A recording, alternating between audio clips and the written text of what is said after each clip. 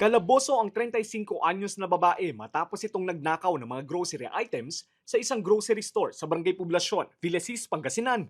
Ang nahuling sospek ay kasalukuyang residente ng Barangay Maluwed, Dagupan City.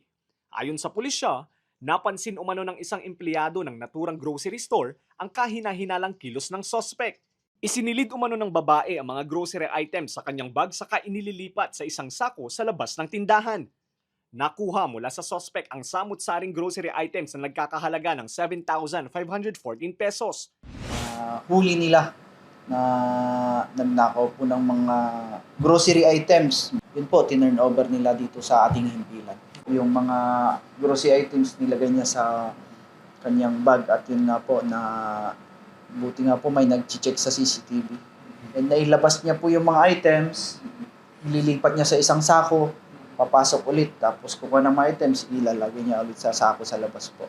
Sa investigasyon ng pulisya, dati na rin umanong nakulong ang suspect dahil din sa kasong pagnanakaw sa iba't ibang munisipalidad sa Pangasinan at maging sa Baguio City. Sa katunayan, nito lang Pebrero at Marso ngayong taon ay nakulong muli sa magkahiwalay na bayan sa Pangasinan ang suspect. And based po sa record, dati na po siyang nahuli sa Baguio City, sa Mapandan, sa Binalonan at sa Dagupan at saka dito po ngayon sa Villasis. Karapatan naman po kasi ng bawat isa na mag-bail po at available naman po ang theft o pagnanakaw. Kaya yun po, nakakapag-bail din siya, nakakalabas. And nilabasan din siya ng warrant of arrest, nakapag-bail din po ulit.